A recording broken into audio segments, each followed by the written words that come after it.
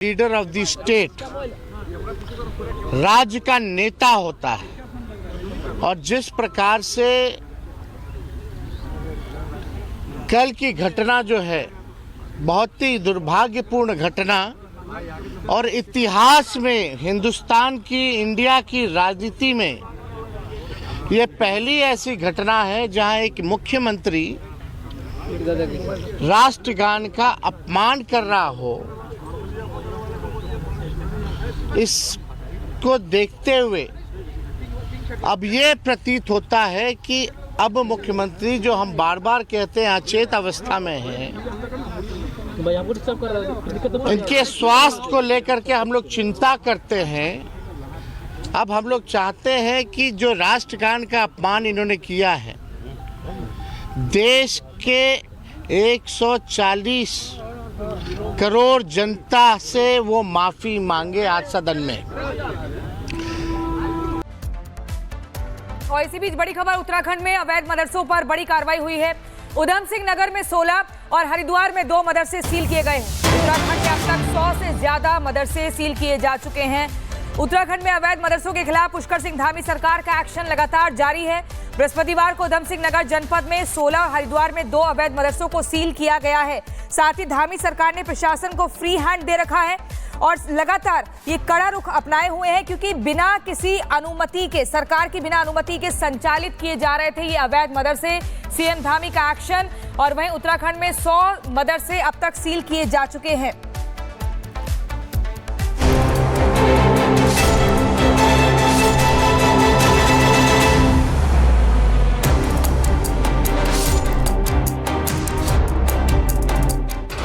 हरिद्वार में 2 मदरसे सील।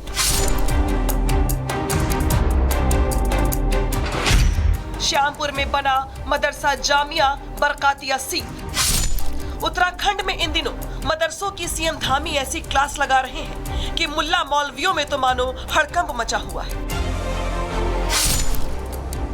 उत्तराखंड के 13 जिलों में से 5 जिलों में सबसे ज्यादा मदरसे हैं, जिसमें से गड़बड़ी करने वाले कुछ खास मदरसों पर धामी फोर्स की टेढ़ी नजर है। ये जो आप मदरसा देख रहे हैं, इस मदरसे का नाम मदरसा जामिया बरकातिया है, जो हरिद्वार के श्यामपुर क्षेत्र के गुर्जर बस्ती में बना हुआ है। लेकिन अब प्रशासन ने इस मदरसे पर भी धामी ब्रांड का मजबूत ताला जड़ दिया है। इसके साथ ही साथ एक और मदरसे को भी सील किया गया है। तस्वीरें देखिए, जब उप जिलाधिकारी अजय वीर सिंह के नेतृत्व में धामी की फोर्स दल बल के साथ मदरसे की जांच करने के लिए पहुंची, तो मदरसे के मौलवियों में कैसे हड़कंप मच गया। बताया जा रहा है कि ये मदरसे ना तो मदरसा बोर्ड में पंजीकृत हैं और न ही शिक्षा विभाग में इनका कोई रिकॉर्ड है, और इसलिए प्रशासन ने जांच पड़ताल करने के बाद इन मदरसों पर ताला लगा दिया।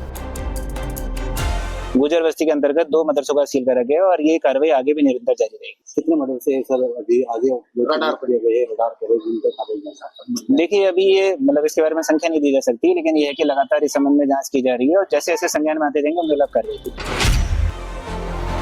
उत्तराखंड में मदरसों पर कितना जोरदार एक्शन हो रहा है, इसे आप ऐसे भी समझ सकते हैं कि उत्तराखंड में अब तक करीब 110 मदरसे सील किए जा चुके हैं। कल के दिन यानी गुरुवार को उधम सिंह नगर में 16 मदरसे सील किए गए हैं। हरिद्वार में 2 अवैध मदरसों को सील किया गया है। अगर ओवरऑल देखें तो अकेले देहरादून में सबसे ज्यादा करीब 43 मदरसे सील किए गए हैं। माना जा रहा है कि ये तो सिर्फ शुरुआत है, क्योंकि धामी सरकार के पास करीब 230 मदरसों की लिस्ट है, जिस पर कार्रवाई की जानी है। अब सवाल है कि आखिर क्यों उत्तराखंड के मदरसों पर धामी सरकार की टेढ़ी नजर है, तो उसका जवाब ये है कि देवभूमि में चल रहे ज्यादातर मदरसे अवैध हैं। कई मदरसे तो सरकारी जमीन पर बने हैं। इसमें से ज्यादातर मदरसे उत्तराखंड मदरसा बोर्ड में रजिस्टर्ड तक नहीं है। इन मदरसों में कितने बच्चे पढ़ते हैं, कितनी सुविधाएं हैं, इसकी सरकार के पास कोई जानकारी नहीं है। और उत्तराखंड सरकार का नियम है कि जिन मदरसों का कोई लेखा जोखा नहीं है, उनका राज्य में कोई वजूद नहीं है और ऐसे मदरसे राज्य में नहीं चल सकते। ये हमारा संकल्प है कि हम देवभूमि उत्तराखंड में इस प्रकार के अवैध मदरसों को, उनके खिलाफ जो भी जांच करेंगे और जांच में जो भी पाए जाएंगे उनके खिलाफ कार्रवाई करेंगे। जो जांच की गई है उसमें जो भी अवैध रूप से पाए गए हैं, अतिक्रमण में पाए गए हैं, उनके खिलाफ कार्रवाई हो रही है और ये कार्रवाई हमारी निरंतर जारी रहेगी। अवैध मदरसों पर धामी फोर्स सील लगा रही है, तो ये मदरसे चलाने वाले मौलाना और मौलवी मुस्लिम कार्ड भी खेल रही है। मुस्लिम वोट बैंक की सियासत करने वाली पार्टियां तो इस मुद्दे को और हवा दे रही हैं। लेकिन सरकार भी सख्त है। धामी सरकार का साफ निर्देश है कि वैध को छुएंगे नहीं और अवैध को छोड़ेंगे नहीं। Bureau report, Republic Bharat. Uttarakhand के बाद अब रुख महाराष्ट्र का करेंगे। महाराष्ट्र के पुणे में एक प्राइवेट कंपनी की बस में आग लग गई थी और इस हादसे में 4 कर्मचारियों की जिंदा जलकर मौत हो गई थी।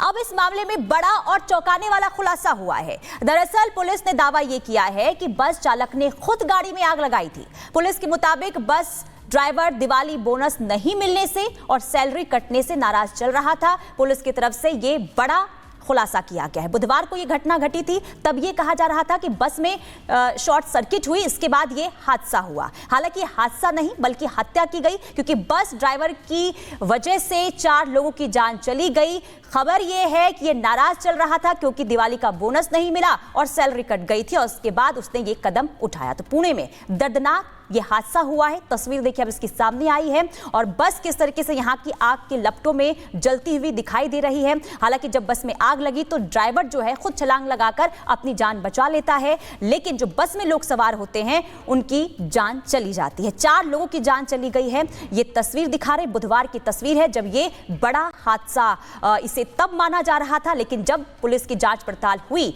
तो जानकारी ये मिली कि ये हादसा नहीं बल्कि इसके पीछे सोची समझी साजिश यानी कि हत्या की गई है 4 लोगों की। बस ड्राइवर ने 4 लोगों की जान ले ली और इसके पीछे जो खुलासा हुआ है, जो पुलिस ने दावा किया है, उनके मुताबिक यह है कि ड्राइवर ने ही बस में आग लगाई थी और वो नाराज चल रहा था, यानी कि दिवाली का बोनस नहीं मिला, सैलरी कट गई थी और साथ ही साथ ऑफिस के कुछ कर्मचारियों के साथ बहस भी इस ड्राइवर की हुई थी और इसके बाद से ही वो लगातार गुस्से में था और गुस्सा होने के बाद उसने ये कदम उठाया। तो महाराष्ट्र के पुणे में मिनी बस में आग लगाई गई, जानबूझकर आग लगाई गई और सैलरी में कटौती करने पर ये जो ड्राइवर था वो गुस्से में था, भड़का हुआ था।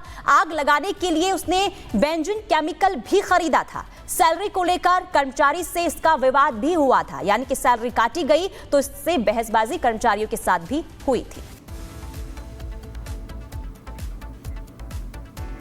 और अब बात करते हैं मेरठ के उस जघन्य हत्याकांड की जिसके बारे में जिसने सुना वो दहल गया। उसके रोंगटे खड़े हो गए कि किस तरह से मुस्कान ने अपने प्रेमी के साथ मिलकर बेरहमी से अपने पति सौरभ को मौत के घाट उतार दिया। अब इस मामले में एक के बाद एक जांच पड़ताल जैसे आगे बढ़ रही है, कड़ियां जुड़ रही हैं और कड़ियां जुड़ रही हैं तो खुलासा हुआ है कि साहिल यानी मुस्कान का प्रेमी कैसे अंधविश्वास के जाल में जकड़ा हुआ था।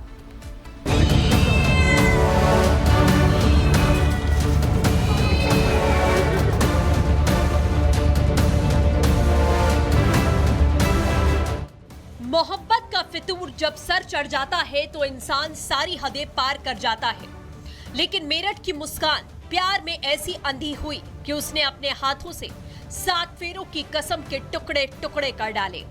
अब सवाल है कि आखिर सौरभ को क्यों रास्ते से हटाया गया,